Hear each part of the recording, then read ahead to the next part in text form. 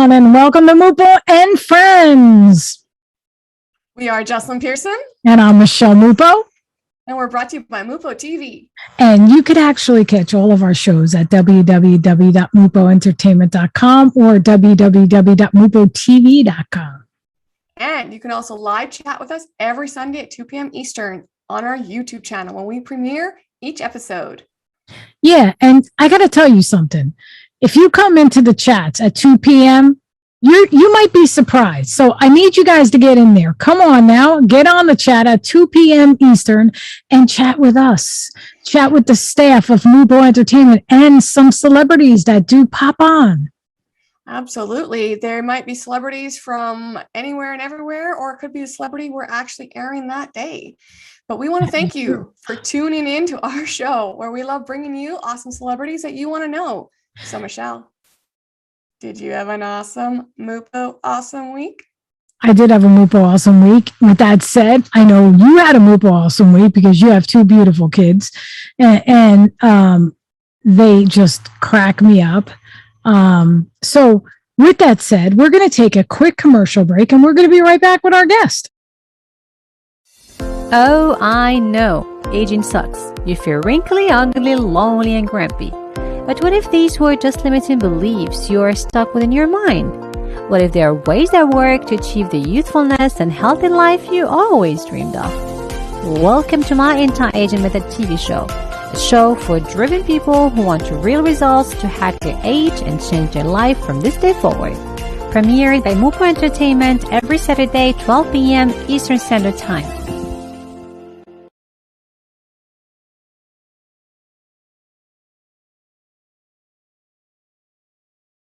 Hello, everyone. Welcome back to Mupo and Friends. Our special guests today are a producer and entrepreneur, and a journalist, screenwriter, and director.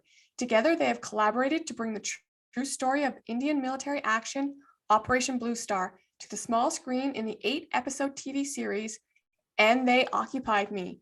Please welcome producer Parminder SIngh Mangat and director-screenwriter Surinder Singh.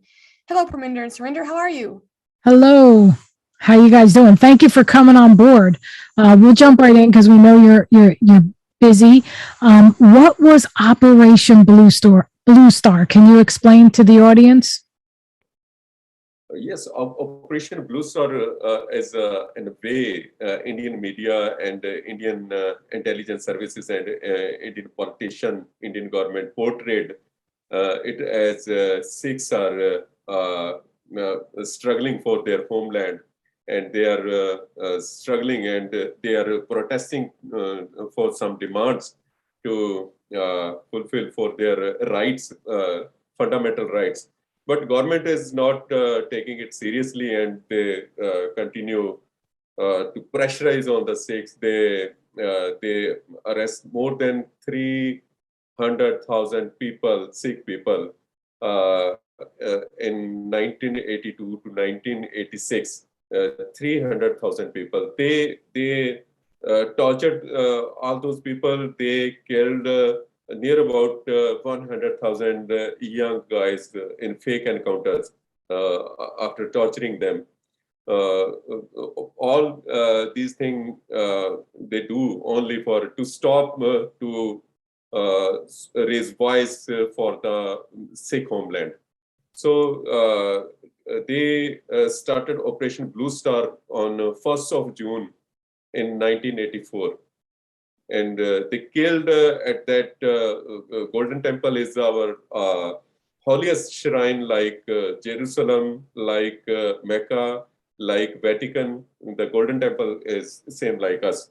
And they thronged the Golden Temple complex and demolished our superior seat, Akal Takht, and killed thousands of Sikhs there, thousands of Sikhs, women, Sikh women, and old men, and young children, like just 10 days old children. They killed, brutally killed all of them. So when you search about Operation Bluestar, still we are struggling to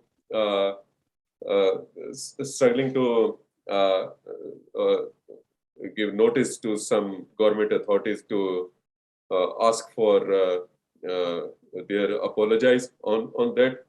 Like Jallianwala Bagh happened in 1919 in Amritsar, and British government apologized for that massacre that in the leadership of General Dyer took place there in 1919. Even Justin Trudeau government in Canada apologized for the Kamagata Maru incident that took place in the beginning of 20th century in Vancouver.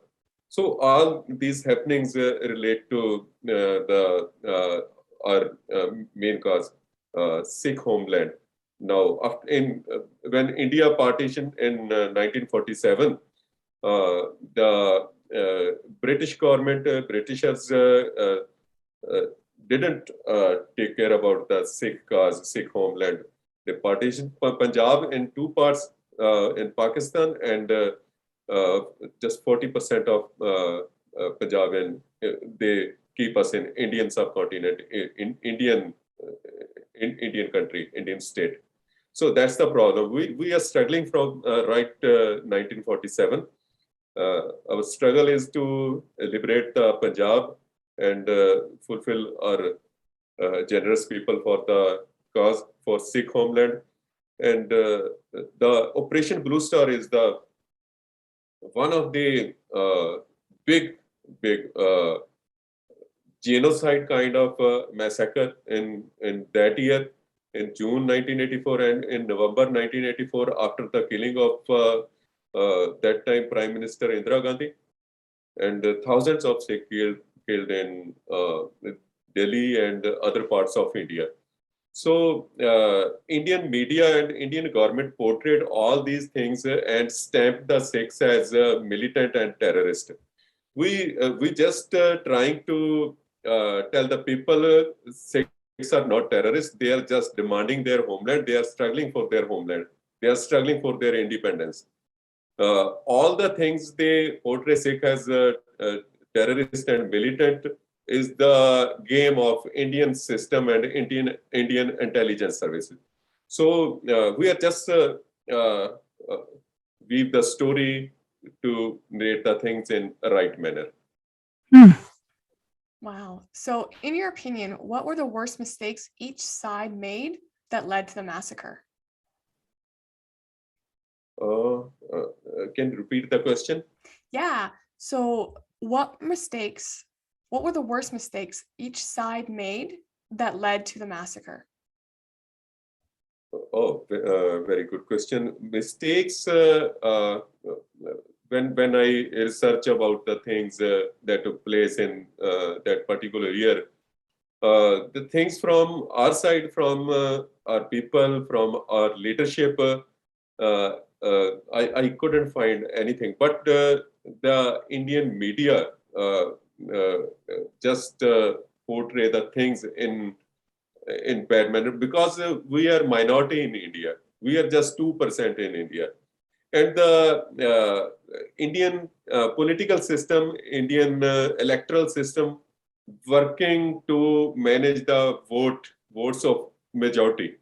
So they always try to put the things in that particular manner that fulfill the majority people, that satisfy the majority people.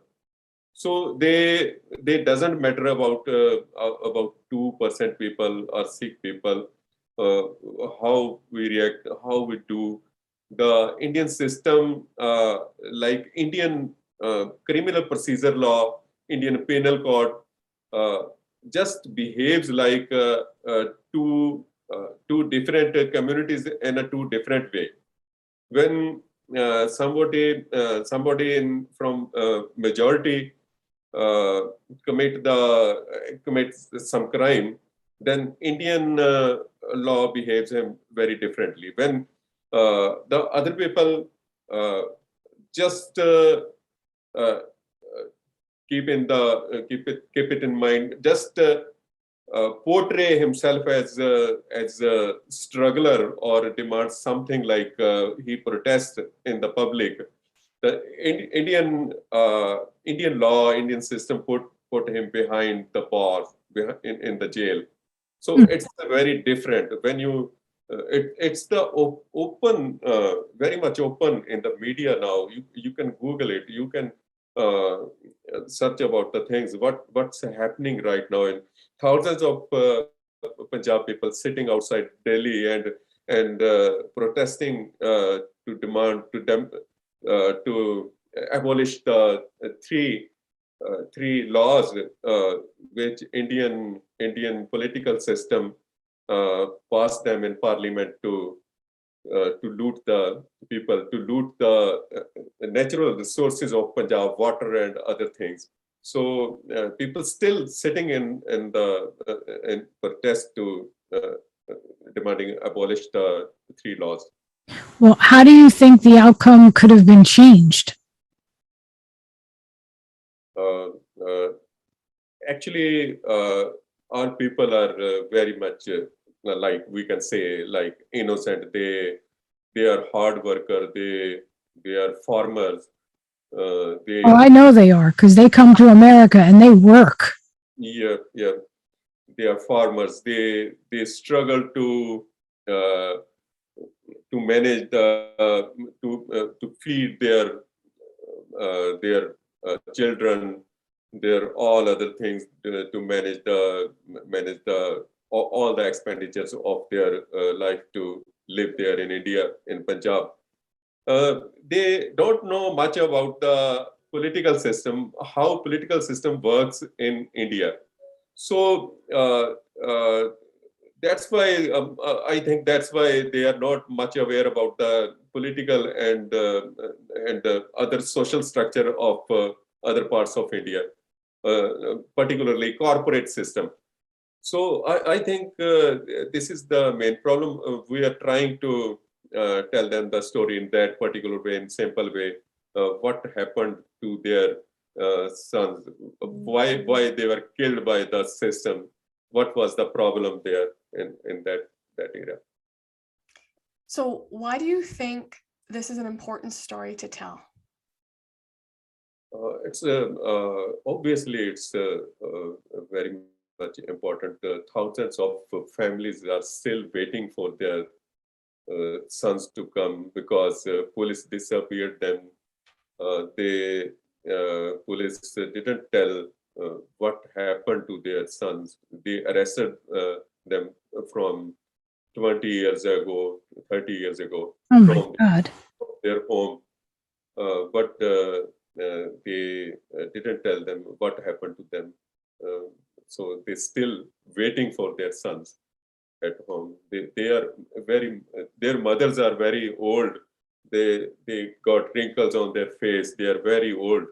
But you can watch, you can see their eyes. They are still waiting for their sons.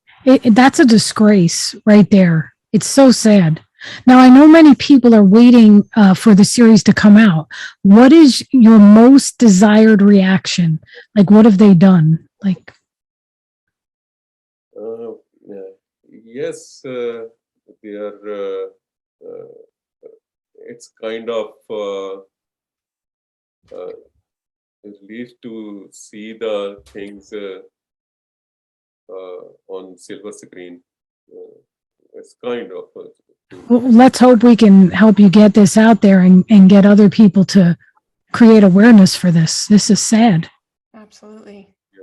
Yeah. So Punjab News said you plan to show everything the general audience was not aware of before. Can you tell us what some of those reveals might be? Pardon? Can you repeat once again? So the Punjab News mentioned that you're willing to show the audience some things that they were not aware of before. Can you share any insights about what some of those reveals might be? Can you tell us some of the secrets? Yes. I'm journalist, and I grew up as reading newspaper because my father was not able to read or write anything because he didn't go to school. And I usually I grew up reading newspapers for him to tell the news, what's happening in when I was very young. I was studying in school. So it's kind of thing. I grew up in that particular. Actually, he was asking me to read the newspaper. He was installing something in me. So I have to tell the stories to people. I later I become journalist, TV journalist. I started my talk show, Talking Punjab, named Talking Punjab. But later in this earlier in this year's government removed my YouTube channel, Indian government. So it's very sadly I lost all the data, all the data, and it's a very big loss for me, for all of the country. People want to know something like that, but I tell the story. All the stories. I went to the victims. I met them. I interviewed them. Thousands of victims. Interview them, and sometimes they cried in front of the camera, and it's very much still haunting me, all those stories. Wow. So it's kind of one side. You can say it's kind of one side, which I found later. I researched a lot about the government files and intelligence files, and some other. I interviewed some other person who don't want to come in front of the camera, but they tell me some kind of stories, what happened behind the curtains in political corridors. How they planned all the things to kill the people, how they planned all the things to demolish the holiest shrine and kill our leader. I came to know from all those people, and then I weave the story to tell. Definitely, people will like, and even from the other side, even from the majority side, non-Sikh people, I bet they will like it. Why did you choose to do a TV series opposed to, like on another screen? Because you can't tell the things what happened that took place in the incidents. You can't tell it in 100 minutes or. Gotcha. Yes. Well, we're going to take a quick commercial break and we'll be right back.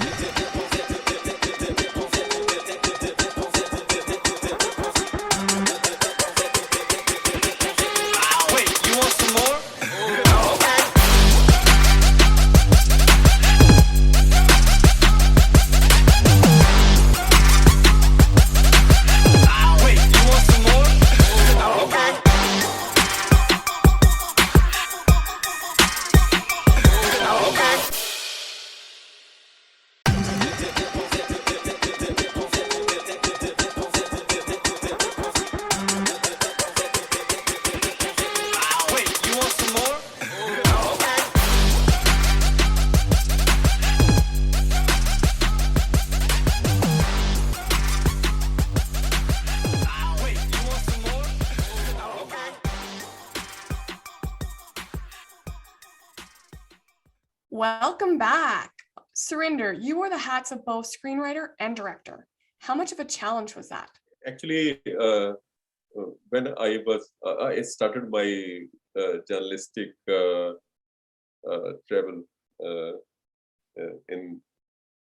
from 1997. In those years, I went to Indian Film Institute and passed my diploma in screenwriting. Beautiful. I attend some screenwriting classes from Sid Field. Sid Field is a great Hollywood screenwriter. And in Delhi, I was in Delhi at that time. So later I worked for some film productions back in India. And it was like very difficult to to pen down some good scripts. Like from the very beginning, I just want to tell the actual want to work on actual subjects of my people of Punjab and my all the things.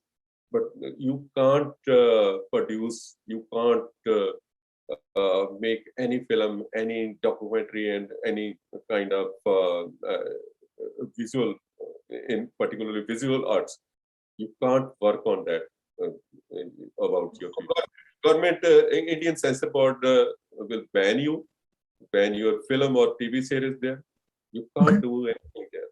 So I when I came to US, I migrated to US in 2017, and it's my dream project. I want to work on this particular subject from very beginning. And when COVID-19 era, I have much time to pen down the script. So I working as a journalist, I started writing on a screenplay of Atom. And after that, I met Mr. Mangat. Kudos to him. He's great person. He spent all the money on this show, and on very I'm telling you, we are also victims of that era. I went police arrested me when I was just 14-year-old in 1984. What? Yes, because when you wear yellow turban there at that time, or police arrest you and put behind you in jail. Yes. Wow. So, Now, I'm the victim. He's the victim. yeah, I feel sometimes I'm the victim too here in New Jersey. I'll tell you that much. I spent 4 years in jail. From I was 14-year-old, when I was 18, I came released, and I had my study in jail from my 10th, 11th, and my graduation. Wow. I'm sorry that you had to go through that. Now, was it difficult to actually separate your personal feelings from assembling a professional production? Thank you. So when I came to Mr. Mangat, I told him about the script. He quickly, yes, we will do it. Start the project. That's beautiful. Why did the Mangat Group decide to invest in this series? Yes. Okay. So because that's kind of a personal issue, and then I've been living with it. When I moved in 1992, I get picked up by they usually call it CIA's Central Interrogation Center. They usually, what they were doing there, they pick up any young kid from college or anything, and then they take them to the interrogation center. They interrogate them for no reason, being a sick, and then they couldn't take an interrogation, then they kill them. And then these police guy was getting promotion with that. Like, wow, how many kids they kill. And so I got lucky. I was there for probably 4 or 5 hours, but I knew one of my best friend's uncle was superintendent of police. So I tell his name, and then they let me go. And that was the reason getting my life saved. But there's nobody ever come out from that place. So when I was here, then I talked to Surinder, and then, we said, what, we need to do something, because people are afraid to tell the story. And nobody wants, getting against, the government, because India government, all the system is against anything. They try to label us as a terrorist, but it's not real, because that's all the media and propaganda they did with all the money they have and all the power they have. So we come up with the idea to come up with the series, and then hopefully we're going to have our own online channel. That's what we're working on right now, to let's tell the real story, tell the truth all, so that's why we're doing it. I know it's kind of dangerous the way, but somebody has to do it. So that's why we take an approach to do it. Well, now, Parminder, why are you referred to as a serial entrepreneur? Sorry, what? You're referred to in what, like we were doing research and you came up as a serial entrepreneur. I don't know. That's kind of actually what I do is totally different than other people. And I always do from my heart. I'm not a businessman. I tell all the time to the people. What I do is always my passion. So I'll probably say a year ago, we start doing a lot of real estate stuff. And then we're doing really well. And then we do stories and then we're doing, this TV series. And then we're doing, trucking and then all of the other stuff. So a lot of people couldn't even dream about it. And now they're like, yeah, you are, serial entrepreneur. That's what they call it. That's funny. So did the pandemic hold up any aspects of the project? No, not really. No, I think we've been doing pretty good. Actually, we managed it because we faced some kind of problem regarding studio availability and the costing. But we managed it well. Yes. Awesome. We're going to take a commercial break and we'll be right back.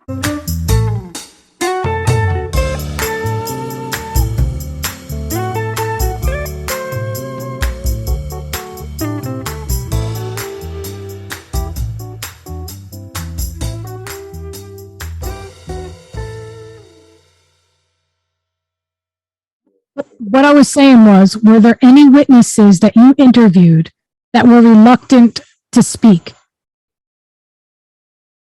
Yes,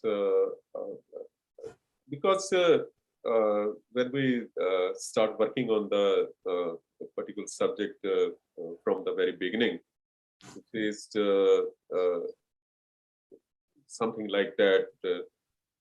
We signed renowned actors from India, Bollywood, but when they read the script, when they go through the script, they refuse to work with like that because were they scared?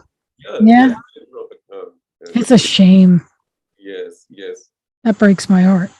Yeah. It was a big problem. So we hired some guys. We signed some actors from here, from Hollywood and from our community, and we signed freshers, and I I teach them how to act in front of camera, and it took more time. It's kind of struggle, but we passed the test. I think so. Good. So was there a particular interview that touched you more than the others? Sorry, what is that? So when you did your interviews, because you did thousands, I believe you said, was there one interview in there in particular that touched your heart more than any of the other interviews? Yeah, I started interviewing the victims who escaped the June 1984 Operation Bluestar, and the police Indian Army arrested them from the shrine and put them in jail in Jodhpur jail, Rajasthan. They spent 5-6 years. Then they released after a political intervention of by Sikh political parties from Punjab. They released on bail. They released by the Indian Army, and I went to their house and I interviewed them. One of the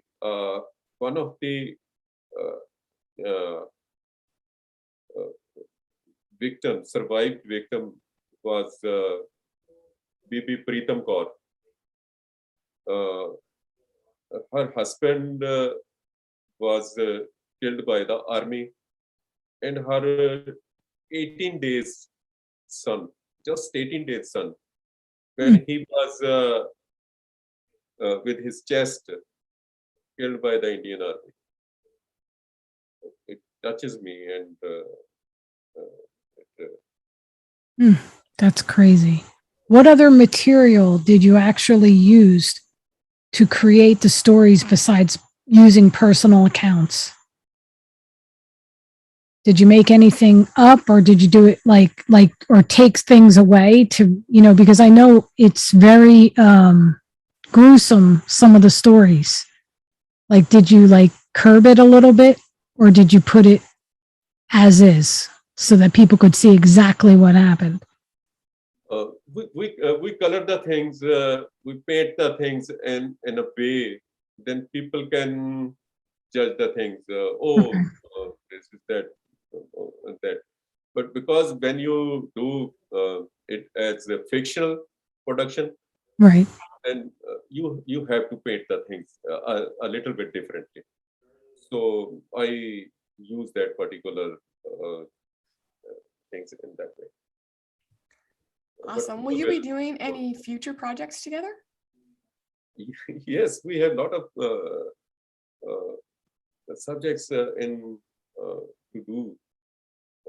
Illegal migration is the main thing. People are selling their land back in our state, selling their land, and they are flying to European countries, they are flying to America by this way or that way, by crossing the wall from Mexico and by in a wrong way.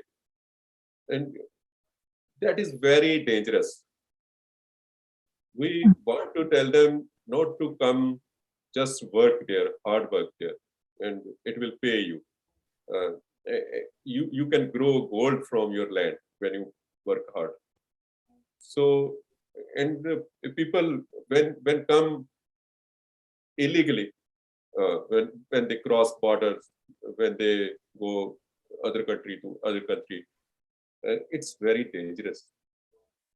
It is dangerous. It's all over the world. It's just. Yeah. It is now.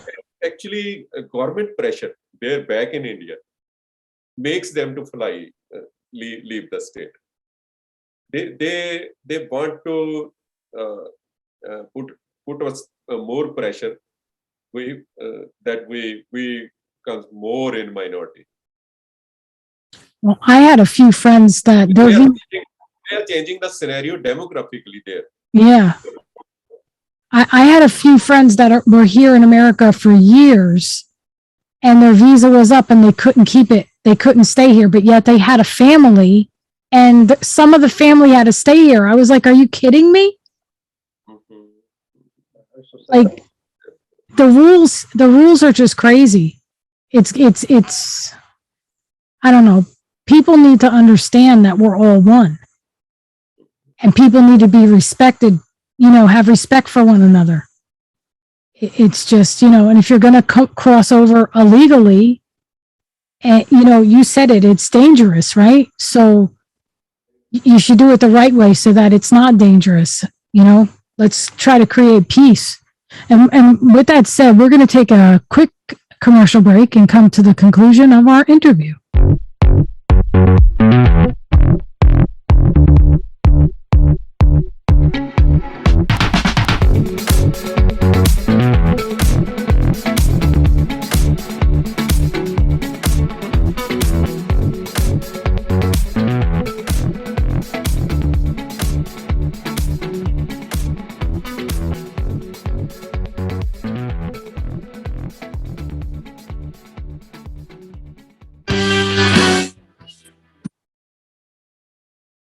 Jess? Sorry. And we're back for the conclusion of our interview. So before we wrap things up, we have one last question. If you were to interview yourself, what question would you ask and what would the answer be? Very good. I will ask myself what you do for your people if you are president of your state, your homeland. This will ask myself. Awesome. Thank you. It's been a pleasure visiting with you. Look for And They Occupied Me on Amazon Video on Demand on October 31st. The series will be available in 3 languages, English, Hindi, and Punjabi, and will be available in all international markets.